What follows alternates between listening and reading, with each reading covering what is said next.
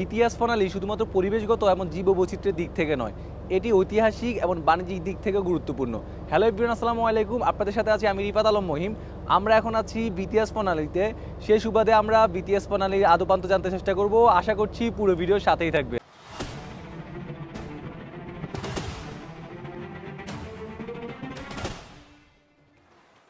এটা হলো আজকের সমুদ্র, আর আমরা এখন আছি বিটিএস প্রণালীতে। আমার এই সাইডটাতে রয়েছে নিউ ব্রিটেন, যদিও প্রায় 30 থেকে 35 নটিক্যাল দূরে আছে, এই জন্য দেখা যাচ্ছে না। আর আমার এই পাশটাতে আছে পাপুয়া নিউগিনি। পাপুয়া নিউগিনির উপকূলগুলো দেখা যাচ্ছে, আমি একটু জুম করে আপনাদেরকে দেখাচ্ছি।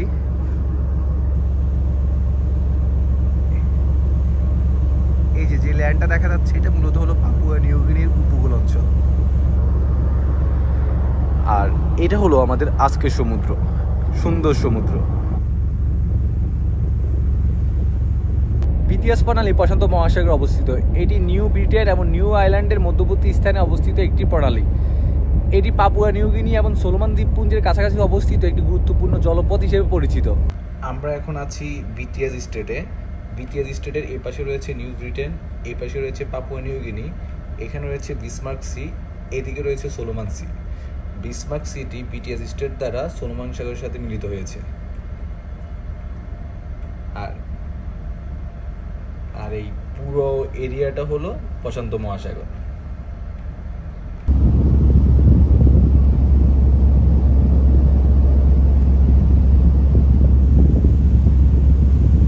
এই প্রণালীটির গভীরতা প্রায় 1200 মিটার। আরেকটা গুরুত্বপূর্ণ বিষয় হলো 1985 সাল থেকে 1992 সালের দিকে অস্ট্রেলিয়া এবং আমেরিকার সমুদ্র বিজ্ঞানীদের কাছে এই প্রণালীটি গবেষণার মূল কেন্দ্রে ছিল।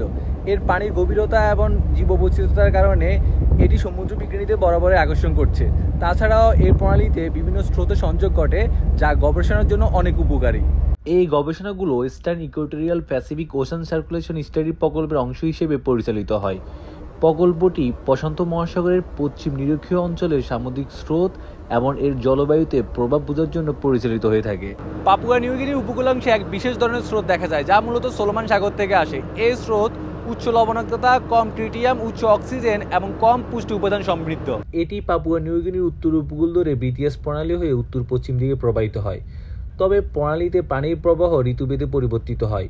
গ্রীষ্মকালে দক্ষিণ পূর্ব দিক থেকে বয়ে আসা বর্ষার প্রভাবে পানি পশ্চিম দিকে প্রবাহিত হয়, আর শীতকালে উত্তর পশ্চিম মৌসুমী বাতাসের কারণে স্রোত পূর্ব দিকে প্রবাহিত হয়। বিটিএস প্রণালী দ্বিতীয় বিশ্বযুদ্ধের প্রেক্ষাপটে বেশ গুরুত্বপূর্ণ তালিকা ছিল। দ্বিতীয় বিশ্বযুদ্ধে পাপুয়া নিউগিনি অভিযানে 1942 সাল থেকে 1945 সালের দিকে এই অঞ্চলটি একটি গুরুত্বপূর্ণ সামরিক অঞ্চল হয়ে ওঠে। 1944 সালের 4 মার্চ জাপানি সৈন্যরা হুয়ান উপসাগরে লা এবং সালামুতে অবতরণ করে বিটিএস প্রণালী এবং ড্যাম্পিয়ার প্রণালী নিয়ন্ত্রণ নেয়।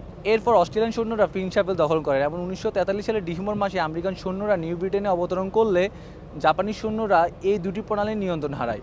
অতঃপর 1944 সালে 12 ফেব্রুয়ারি আমেরিকান সৈন্যরা রুক দ্বীপ দখল করে এবং সেই সময় তারা কোনো রকম প্রতিরোধের মুখোমুখি হয়নি। পরবর্তীতে 1944 সালের 29 ফেব্রুয়ারি যখন মিত্রবাহিনী অ্যাডমিরাল্টি দ্বীপে অবতরণ করেন, তখন তারা পুরো এরিয়াটির দখল নিয়ে নেয়। বাণিজ্যিক ক্ষেত্রে এই প্রণালীটি গুরুত্বপূর্ণ ভূমিকা পালন করে। এটি প্রশান্ত মহাসাগরে অবস্থিত একটি গুরুত্বপূর্ণ জলপথ হিসেবে পরিচিত এবং আন্তর্জাতিক শিপিং রুটের জন্য শর্টকাট রাস্তা হিসেবে ব্যবহার করা হয়। বিশেষ করে অস্ট্রেলিয়ার পূর্বাঞ্চল এবং দক্ষিণ পূর্ব এশিয়ার পণ্য পরিবহনের ক্ষেত্রে এই প্রণালীটি ব্যবহার করা হয়। যেমন আমরা চীনের কুইংডাও থেকে অস্ট্রেলিয়ার নিউক্যাসেলে যাচ্ছি এই বিটিএস প্রণালী হয়ে। আবার যখন আমরা নিউক্যাসেল থেকে চীনে আরেকটা পড়ে যাব, তখনও কিন্তু এই প্রণালীটি ব্যবহার করব। আমার পিছনে যে ল্যান্ডটা দেখা যাচ্ছে, এটা হলো পাপুয়া নিউগিনির উপকূল অঞ্চল।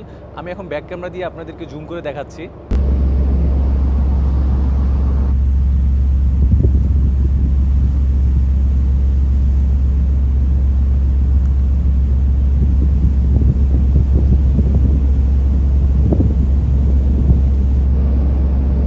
সূর্য এখন আমার মাথার উপরে আছে আর প্রচুর গরম পড়ছে। তো আপাতত ভিডিওটি এখানে শেষ করব, দেখা হবে অন্য কোনো ভিডিওতে। তো আপনারা যারা এই প্রথম আমার ভিডিওটা দেখছেন, তাদের উদ্দেশ্যে বলছি, আমি সবসময় সমুদ্র এবং জাহাজ নিয়ে এই টাইপের ভিডিওগুলো করে থাকি। ভিডিওগুলো যদি আপনাদের ভালো লাগে তাহলে সেলর স্যারের পেজটি ফলো দিয়ে রাখতে পারেন। তাছাড়া সবগুলো সামাজিক যোগাযোগের মাধ্যমে সেলর স্যার নামে আমাকে পেয়ে যাবেন। আশা করছি সেগুলোর সাথে কানেক্টেড থাকবেন। ধন্যবাদ সবাইকে।